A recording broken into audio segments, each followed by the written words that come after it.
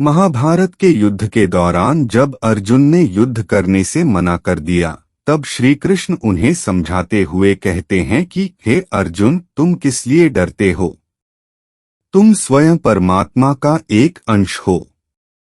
अपने भीतर झांककर अपनी आत्मा को देखो, फिर तुम्हें आत्मा में उस परमात्मा का रूप दिखाई पड़ेगा। अर्जुन कहते हैं कि हे प्रभु, आप तो कहते हैं कि इस शरीर में आत्मा का वास है, और अब आप कह रहे हैं कि आत्मा को देखो।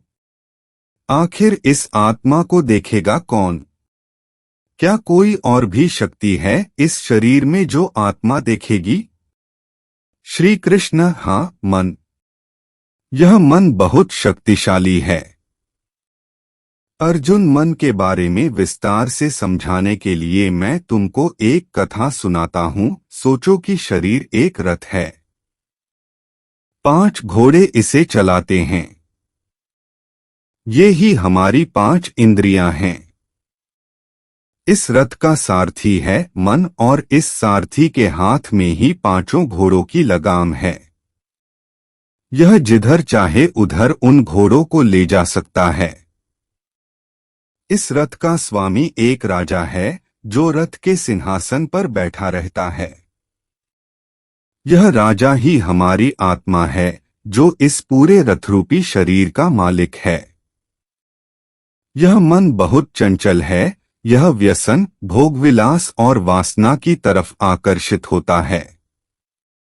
इस मनरूपी सारथी को जहां आनंद की डगर दिखती है, यह वहीं 5 घोड़ों को ले जाता है।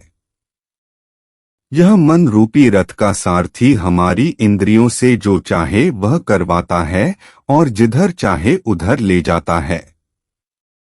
हमारे इस शरीर की जो अंतरात्मा है, वह रथ का राजा है।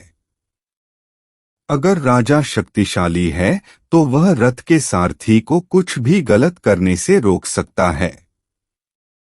यह राजा पूरे रथ का मालिक है। यह जो भी आज्ञा देगा वह इस सारथी को माननी होगी, लेकिन दुर्भाग्यवश इस मन को काबू करना इतना आसान नहीं है।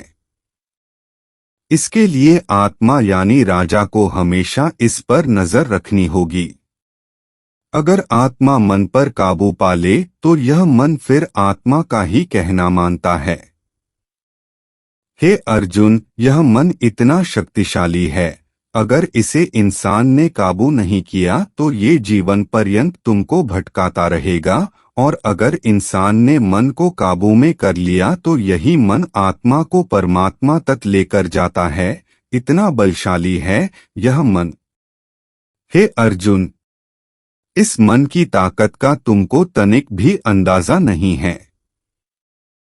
जो इंसान इस मन की शक्ति को समझ लेता है, यह मन इतना बलशाली है, तो इसे वश में करने के क्या उपाय हैं? कैसे इस मन रूपी सारथी को काबू में किया जाए? श्री कृष्ण: अर्जुन, इस मन पर काबू पाने के 2 रास्ते हैं। पहला अनुभव और दूसरा वैराग्य। यह मन बड़ा चंचल है। जब भी यह गलत दिशा में जाए इसे रोको, अपने मन को वापस सही रास्ते पर लाओ। यह फिर भागेगा, तुम फिर इसे पकड़ कर लाओ। यह भागता रहेगा, लेकिन तुम हर बार इसे पकड़कर लाते रहो। जिस प्रकार किसी घोड़े को काबू में करने के लिए इंसान को कई प्रयत्न करने होते हैं।